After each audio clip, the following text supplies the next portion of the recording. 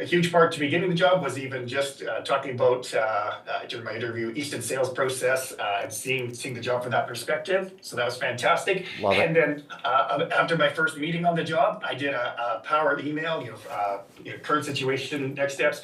And I sent it out, and that went, my manager sent that to the other managers, and the general manager saying, this is fantastic, this is exactly what we're looking for. So anyways, thank you for that. It's like this stuff actually works.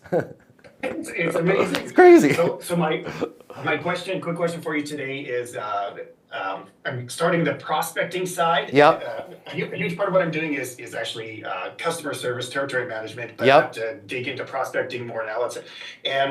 So I'm going to be partially going into clients, like showing up either on site, say I go to visit one site already, or I'm communicating with one of our current customers, and then to say pop by. Hey, I was just across the road helping our customer over here. I wanted to just pop in. I really like the idea. I just want to raise my hand, let you know I'm out here, that we're out here. If you need anything, you will never breathe this stuff. So a combination of say on-site door stopping in and also phone calls. So the first question is, should I be going in and trying to find the right person at that stage? Like, where would I go to speak with someone who's in charge of your forklifts? Or is it more just, usually it's the front office. Sometimes there's a manager nearby with an open office door and you chat in that area. How much do I try to find the person in charge, or... I can help you with all that, okay? And I love one of the words that you just said. Where would I go? Remember, guys, snitches get stitches. So we're never going to say, who should I talk to? We say, where should I go? Because people will tell you where, even when the where is a person. If you say who, you're not going to get the person. But I want to go back. Guys, we already talked about this on the call already. What am I going to use? My Easton University time travel technique. I want to go back to something you said earlier. I'm in the area I was popping in. Okay, I would like you to maybe take that, put it in a box, set it aside. We might use that. Again, we're probably not. We're probably going to donate that to Goodwill here in a month because you're not going to use it for the next 4 weeks. What I want you to do is go through course 2, ECCP, Easton Cold Calling and Prospecting. And I want you to come up with a hook. And that hook needs to be reverse engineered with an insight. An insight being around the stuff that you guys do, the outcomes that you provide, the customer service, the this, that. So instead of saying pop in, you can say, hey, I'm the territory, by the way, we're going to bring our, pop in is low credibility. High credibility is I'm in charge of. I'm in charge of all of our fleet management relationships in Ontario.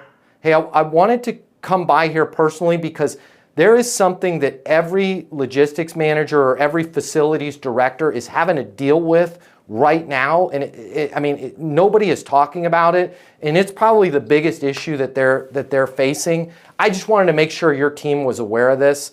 It's going to be super helpful for them. Where would I go for something like that? Oh, it's Sean Nels, right? Let me get you in touch with Sean. But see what I just did there? Instead of, hey, I wanted to pop in, wanted to see how you guys were doing, all that nice, warm, fuzzy is, smell that? Commission breath, right? I want to sell you something. I want you to say, I run Ontario. I wanted to personally come by here because there is something that's going on that every XYZ is having to deal with. Or there's a little secret that the top facilities directors are kind of sharing amongst themselves.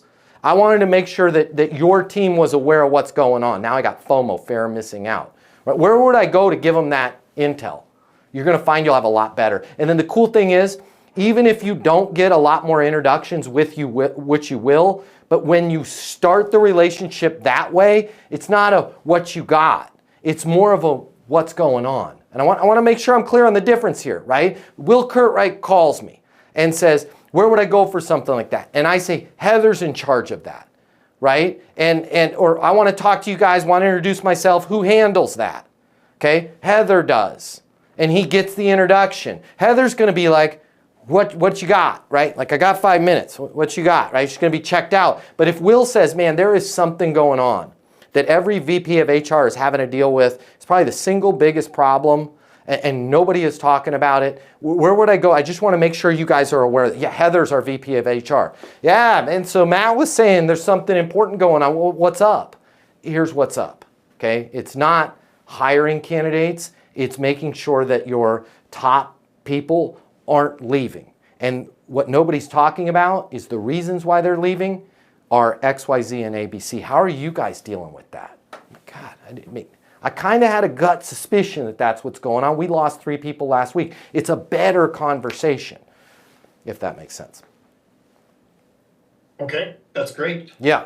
ECCP, go through that course. Go through it twice, 3 times. You need an insight, and then you got to have some hooks that go with it. Hey, my name's Matt Easton. I'm the founder of Easton University. It's the most effective sales coaching in the world, and I'm going to give you $300 right now to close more deals. Click the link in my bio or here, and I'm going to give you the closing mini masterclass. I'm covering all the costs for you.